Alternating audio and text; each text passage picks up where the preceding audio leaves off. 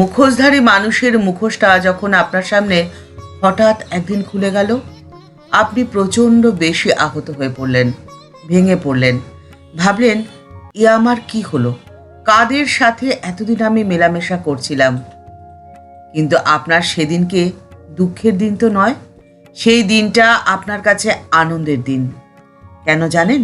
বাস্তবে আপনি তো কিছু মানুষরূপী অমানুষদের সাথে বসবাস করছিলেন, আর যারা অসুরের থেকেও হয় ভয়ঙ্কর, কারণ তারা মানুষের মুখোশ পরে রয়েছে। আর তাদের সাথে আপনি যখন প্রতিদিনের মেলামেশা করবেন, তখন আপনার মধ্যেও যে তাদের নেগেটিভিটিগুলো প্রবেশ করবে না, এর কোনো নিশ্চয়তা নেই। আর ঠিক সেই জন্যেই অসুরের সাথে লড়াই করা এতটাও তো সহজ নয়। অসুরের সাথে লড়াই করার সময় একটি বিষয় সব সময় খেয়াল রাখতে হয়, যেন কখনো নিজে না অসুর হয়ে যায়। আপনাকে ঈশ্বর পছন্দ করেন, ভালোবাসেন, সেই জন্যেই তিনি আপনাকে সুরক্ষিত রাখার জন্যে আপনার চারপাশের আগাছা তিনি নিজে হাতে পরিষ্কার করে দিয়েছেন, অর্থাৎ অসুররূপী মানুষদের আপনার চারপাশ থেকে দূরে সরিয়ে দিয়েছেন। কিন্তু আপনার এখন মনে হতেই পারে যে এই সমস্ত শুধুমাত্র বইয়ের কথা, কথার কথা। ঈশ্বর মোটেই আমাকে পছন্দ করে না। যদি তিনি আমাকে পছন্দই করতেন, তাহলে আমার কপালে এত দুঃখ, এত কষ্ট কেন তিনি লিখে দিলেন? ঠাকুর বলে গেছিলেন, তেল হাতে মেখে তবে কাঁঠাল ভেঙো, তা না হলে হাতে আঠা জড়িয়ে যায়। অর্থাৎ সংসারে থাকতে গেলে ঈশ্বরের ভক্তিরূপ তেল লাভ করে তারপরে সংসারের কাজ করো। কিন্তু এখন চারিদিকে যদি আপনি তাকান, দেখবেন সম্পূর্ণ উল্টো চিত্র। ঠাকুরের এই আদেশের সম্পূর্ণ উল্টো ব্যবহার চলছে সমাজে। চারদিকে মানুষ তেল মাখছে ঠিকই, কিন্তু সেটা হলো তোষামোদের তেল, ঘুষের তেল। যে যত বেশি ঘুষ দিতে পারবে, তার জীবনে ততই উন্নতি। আর তখন গাড়ি বাড়ি, জীবনযাত্রার মান রাতের ভেতরে হঠাৎ বদলে গেল এতটাই যে আপনি তাকে চিনতেই পারছেন না। আত্মার শক্তি, বিদ্যার শক্তি, জ্ঞানের শক্তির চেয়ে বর্তমান সময় দেহের শক্তির ভয়ঙ্কর মূল্য বেশি। বলের মধ্যে হলো শ্রেষ্ঠ বল পশু বল।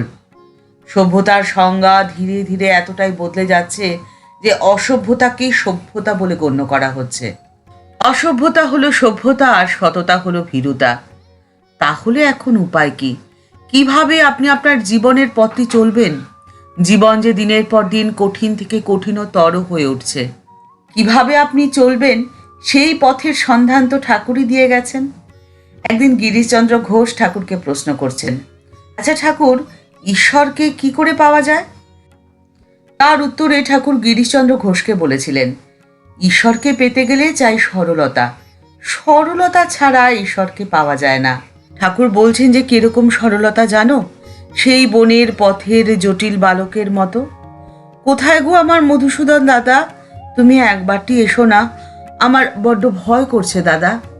মনের এই সরলতা নিয়ে যদি ঈশ্বরকে ডাকো, তাহলে তিনি তোমার কাছে থাকবেনই, তোমাকে ছেড়ে তিনি কখনো যেতে পারবেন না। আর তিন ধরনের মানুষ, তারা যতই পুজো অর্চনা করুক না কেন, আচার বিচার করুক না কেন, তাদের কখনো জীবনে ঈশ্বর লাভ হয় না। প্রথম, যাদের বাঁকা মন, সরলতা নেই, তারা সমস্ত কিছুকেই নিজেদের মতো করে ভাবে, তাই কখনো ঈশ্বরকে তারা লাভ করতে পারে না, কারণ ঈশ্বরকেও যে তারা সরলভাবে দেখতে পারে না। দ্বিতীয়, যারা সূচিবায়গ্রস্ত, যাদের ছুচিবাই, তারা এটা ছুঁয়ো না ওটা ছুঁয়ো না করতে করতে নিজেকেই যে অচ্ছুত করে ফেলে।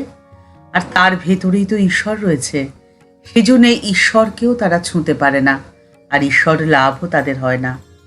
তৃতীয় হলো যারা সংশয় আত্মা, যাদের আত্মার মধ্যে পবিত্রতা থাকে না, সবেতেই সংশয়, সবাইকেই অবিশ্বাস। তারা তো নিজেকেই অবিশ্বাস করে। নিজেকে যারা অবিশ্বাস করে, তারা ঈশ্বরকে বিশ্বাস কি করে করবে? ঠাকুরের কথার বা ঠাকুরের আদেশের উল্টো মানে বের করে ঘুষের তেল দিয়ে যারা নিজেদের জীবনকে উন্নত করে, তাদের বাইরে থেকে যতই ঝাঁ চকচকে লাগুক না কেন, বাস্তবে তারা কিন্তু ভিখারি। তাদের মানব জন্ম একেবারে ব্যর্থ, কারণ তাদের মনের মধ্যে না থাকে সরলতা, না তাদের আত্মার মধ্যে থাকে বিশ্বাস।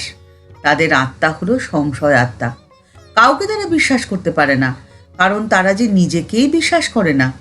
তারা যে পথে চলছে সেই পথ যে ঠিক নয়, সবাইকে তারা ভুল বোঝালেও নিজেকে কেমন করে ভুল বোঝাবে? আর এই জীবনে তাদের ঈশ্বর লাভ করাও হবে না। ঠাকুর এবং মায়ের আদেশ ছিল মানব জীবনের উদ্দেশ্যই হলো ঈশ্বর লাভ করা, বাকি সব নিরর্থক। তাদের মন বিকারগ্রস্ত হয়ে পড়েছে, আর বিকারগ্রস্ত মনে ঈশ্বরের ধারণা করা এ কোনো মতেই সম্ভব নয়। তারা মাকড়সার জালের মতো আটকে গেছে বিষয়ের বিষে। বিষয়ের বিষ তাদেরকে ধীরে ধীরে গ্রাস করে ফেলছে। জীবন সায়ান্নে এসে তারা সেটা খুব ভালোভাবেই অনুভব করতে পারবে, যখন আর তাদের কাছে কিচ্ছু করার থাকবে না। মানুষের মুখোশ পরে যারা আপনাকে হারানোর চেষ্টা করেছে, যারা আপনাকে ঠকানোর চেষ্টা করেছে, তারা যে নিজেরাই নিজেদের কাছে গো হারা হেরে বসে আছে, তারা সেটা ধীরে ধীরে অনুভব করবে। মনের যে একটি দরজা থাকে, যে কথা বলে গেছেন ঠাকুর স্বয়ং, সেটি হলো ভাবের দরজা। এই ভাবের দরজাটিকে আপনি যদি খোলা রাখতে পারেন, তাহলে আপনি সেখানে ঈশ্বরের উপস্থিতি স্পষ্ট দেখতে পাবেন। আপনার সাথে ঈশ্বর থাকবেন প্রতিক্ষণে, প্রতি মুহূর্তে। আপনার সমস্ত দুর্ভাবনা, দুশ্চিন্তার অবসান করে দেবেন তিনি। আপনার আর কোনো ভাবনা নেই, শুধুমাত্র ভাবের দরজাটিকে আপনি খুলে রাখুন, তাহলেই হলো। আপনার জীবনের সমস্ত দুশ্চিন্তার ভার তার হাতে ছেড়ে দিয়ে আপনি নিশ্চিন্তে থাকুন। আপনার জীবনকে তিনিই যে দেখে শুনে রাখবেন। ঠাকুর মা ও স্বামীজির চরণে রইল আভূমি লুণ্ঠিত প্রণাম। আজকের পর্ব এখানেই শেষ হলো। দেখা হচ্ছে পরের পর্বে। পর্বটি ভালো লাগলে লাইক বাটনটি প্রেস করে দিতে পারেন। আর আপনি এই চ্যানেলটিতে নতুন এসে থাকলে চ্যানেলটিকে সাবস্ক্রাইব করে বেল বাটনটি ক্লিক করে দিয়ে অল বাটনটিতে ক্লিক করে দিন। তাহলে এই চ্যানেলে ভিডিও আপলোড হলে আপনার কাছেই সবার প্রথমে নোটিফিকেশনটি যাবে। ভিডিওটি যদি এতটুকু উপকৃত বলে মনে করেন, শেয়ার করার অনুরোধ রইল। ভালো থাকবেন, সুস্থ থাকবেন। দেখা হচ্ছে পরের পর্বে। নমস্কার।